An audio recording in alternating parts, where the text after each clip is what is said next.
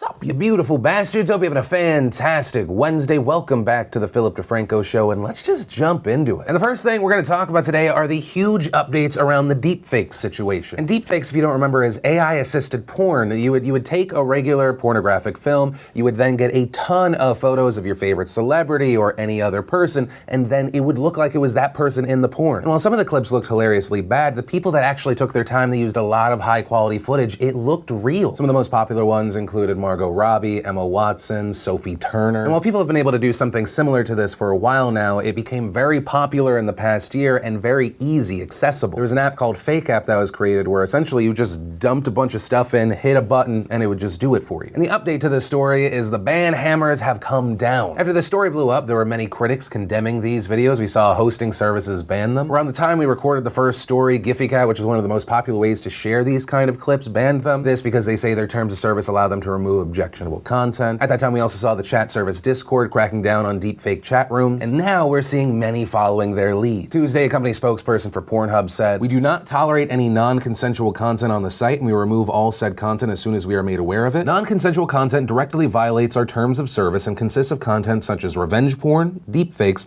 or anything published without a person's consent or permission." But on that note, a lot of media outlets and people online have been pointing out that deepfakes can still easily be found on Pornhub. Those celebs I mentioned in the beginning of the video, Watson, Delevingne, Turner, Robbie, Natalie Portman, they are some of the top results. It's not like you even have to search that hard. As of recording this video, I literally went to the site, wrote in deepfake, boom, there. It just doesn't look like they're enforcing it very well. Like several of those videos, it's not like they were posted today, this several days ago. And it literally has the name of the thing you said you're banning in the title. That said, they just made this announcement yesterday, so I think we can give them a few days. We also saw Twitter making a similar decision. Unlike other social media platforms, Twitter actually does allow adult content and tweets as long as it's marked as sensitive media. But now they will suspend accounts that post deepfakes for violating its intimate media policy. A policy that states you may not post or share intimate photos or videos of someone that were produced or distributed without their consent. Also, since we covered this last, the deepfake subreddit has blown up until today, where Reddit has now banned the subreddit, saying it was due to a violation of our content policy, specifically our policy against involuntary pornography. And what you've probably noticed at this point, all of these sites that are self-moderating seem to be doing it from the standpoint of consent. And that was one of the big arguments people for and against the use of this technology in this manner had. Some saying it was art, a creative venture, parody, it's defensible by the First Amendment. Others saying, no, you're putting someone in porn. They're not consenting to their image being used in this manner. It's wrong. And so with that said, I'd love to know your thoughts on this situation and all the bans that have come through. I know that when we first covered this story, there were people in three camps, people saying this is horrible, people saying this technology is awesome,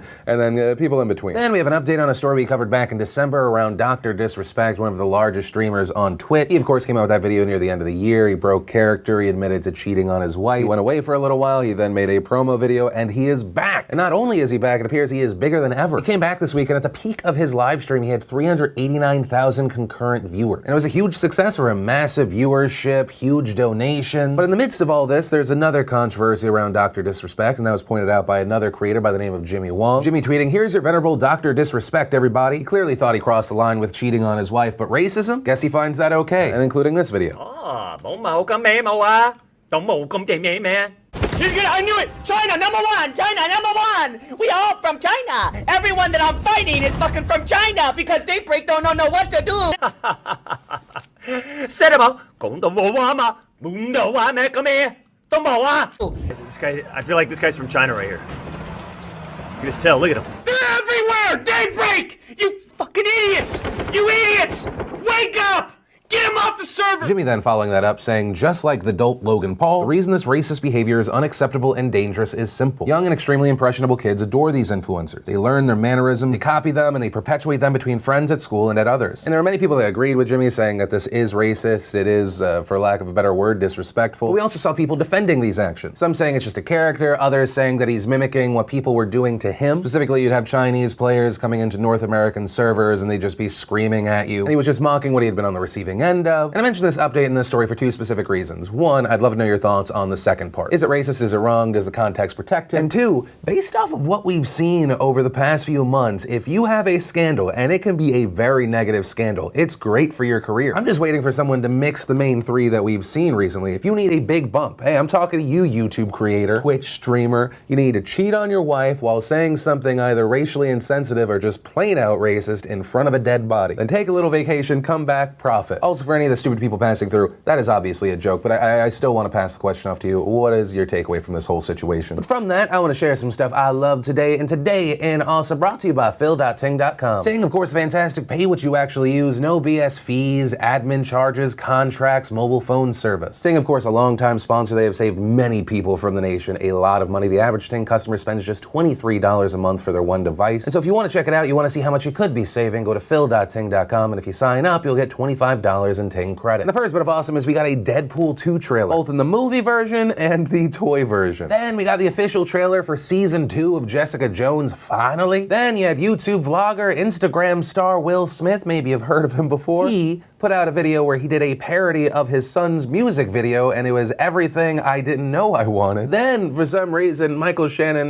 put out a video where he put a little more than $2 in his nose, because why not? And the last bit of awesome is actually you guys. I kind of skim over these milestones, but we just in the past week passed 6 million subscribers, so thank you to everyone that hit the subscribe button and then didn't hit unsubscribe. But also, it's been a fantastic year for us. I also want to thank the around 1.5 to 2 million people who come back here every day to watch my stupid little show. Also, a big thank you to everyone that supports us over at DeFrancoElite.com. You are our core, you are our safety net. That said, this is just a moment to appreciate the situation, appreciate you, and then right back to work. And remember, if you want to see the full versions of everything I just shared, the secret link of the day, anything at all, links as always are in the description down below. Then I want to talk about this situation with Justin Trudeau, of course, the Prime Minister of Canada. So there was this moment recently at a town hall where a woman is asking him a question, and this happens. Maternal love is the love that's going to change the future of mankind.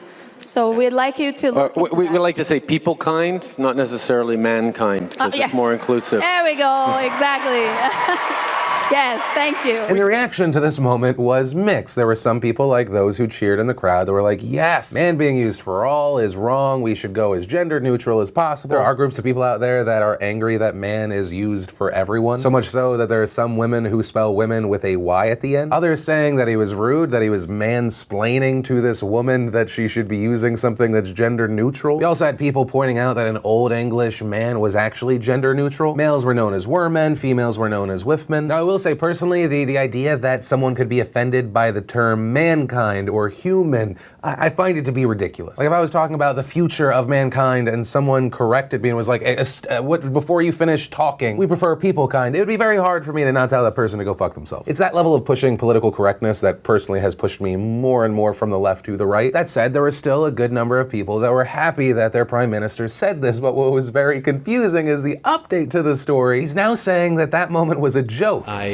made a dumb joke a few days ago that seems to have gone a little viral in the room on the people kind comment. And he also said that it played well in the room, but out of context, it didn't look so great. And if you look at the full video before the 22 seconds that has been going around like crazy, you have this woman kind of going on a rant about power of women, God the mother, womanly love. Then near the end, she comes back to mankind, so I guess that was the joke. But at that point, the story seemingly changes from Trudeau, why he did it, what he meant by it. It's not even that, it was the reception. And so with that said, with the newer information, does that change your mind on the situation? Also, what do you think in general? And then let's talk about updates around the Cape Town water crisis. Day zero still coming up. Day zero is what the government's calling it when the water storage drops to 13.5%. At that point, they're going to turn the taps off to everywhere except hospitals and other vital locations. And at that point, while the city won't literally run dry, 10% of the water is unusable. And as far as the rest, the plan is to set up 200 water distribution sites throughout the city that will serve 20,000 people each. And even then, residents will be limited to 25 liters of water per person. Well, where we last left off, January 22nd, day zero was supposed to be April 12th. Then on January 30th, thanks to a small drop in water usage, it was pushed back to April 16th. And the news that we're getting today is the projection for day zero has been moved to May 11th. And this appears to be for multiple reasons, but primarily due to the drop in water usage for agricultural purposes. In a statement, Cape Town Deputy Mayor Ian Nielsen said the drop in agricultural water usage gives Cape Town and some of the other municipalities hope, but importantly, we need to get our consumption down to 450 million liters per day to prevent the remaining water supplies running out before the arrival of the anticipated winter rains. We cannot accurately predict the volume of rainfall still to come or when it will come. We've also seen the other great news that multiple regions in South Africa have stepped up and donated about 1 billion liters of water to Cape Town. Additionally, this week we saw a collective of fruit growers in South Africa's Overberg region begin to release 7 to 10 million cubic meters of water. That could be as much as 2.6 billion gallons of water from their private dams to help Cape Town. And that's fantastic because that amount of water is expected to help for 20 days. We've also seen individuals step up. We saw a woman start an organization called Water for pause. They take water donations for Cape Town's animal shelter population from all over the country. I'll include a link down below if you want to donate. But still, despite all of these bits of good news, things still look bad. The dam levels for Cape Town still are dropping. They currently sit at just 25% capacity, and the city is going to have to try and stretch all of that water to be able to last till June, when hopefully the heavier rains come, but you never know if it actually will. We're talking about South Africa here. It's one of the top 50 driest countries in the world, and we can't necessarily expect the same kind of recoveries we've seen in the past in situations like this now. And I say that because a NASA study found that drought recoveries are taking longer and longer and are expected to become more severe and frequent this century. So the question becomes, not only can Cape Town survive this, can they survive what they're going to experience over the next 10 years? Also, what other cities are we going to potentially see have this same crisis in the near future, and what can cities do to prevent this? We need to be asking these questions and getting those answers. And then let's talk about the impending government shutdown in the United States that may not actually come to be. Without a budget bill signed in the House and Senate by tomorrow night, the government will begin to shut down again. But we've seen some moves over the past 24 hours that makes it seem very likely that is not going to happen. Now, the first thing we saw yesterday, the House passed a short-term spending bill that would keep the government running for another month. Now, a short-term bill, of course, not ideal. It's kind of kicking the can down the road where you're going to have the same potential problem in a month. And while that stopgap bill from the House is technically going to the Senate today, it is very likely going to die there. And the reason for that is Senate leaders have now announced their own bipartisan deal, one that would actually fund the government for 2 years. I'm pleased to announce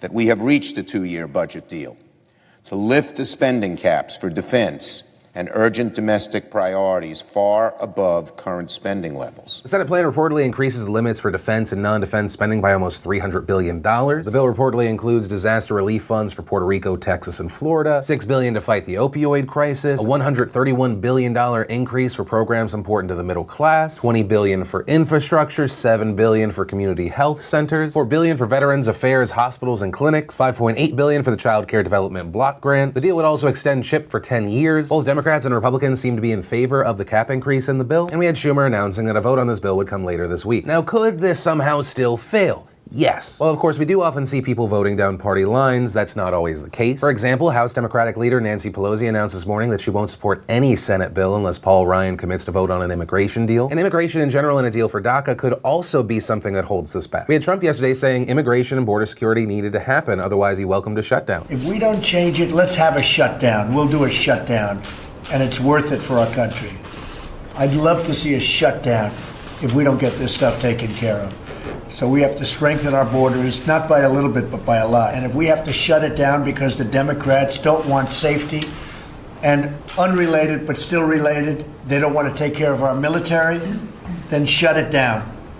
We'll go with another shutdown. So the question becomes, what will the president think about this bipartisan deal? If he doesn't like it, he says he'll veto it unless it addresses specifically his concerns, then you need a different number of votes. Also, the question becomes, how many Republicans will agree with Trump here, and can it pass the Senate? Can it pass the House? And on the other side, will there be more Democrats like Pelosi? We just have to wait and see what happens. But at the very least, what we can say is, for the first time in a while, it seems that even if it's just minimal, it appears that there are actually people in Congress from opposite sides that are willing to make a compromise. But once again, it could fall apart, and I'd love to know your thoughts on this. And that's where I'm going to end today's show. And remember, if you liked this video, you like what I'm trying to do on this channel, hit that like button. If you're new here, hit that subscribe button. Make sure you don't miss these daily videos, which actually, if you did miss yesterday's show, you want to catch up, click or tap right there to watch that. Or if you want to see today's brand new behind the scenes vlog, click or tap right there to watch that. But that said, of course, as always, my name's Philip DeFranco. You've just been filled in. I love yo faces, and I'll see you tomorrow.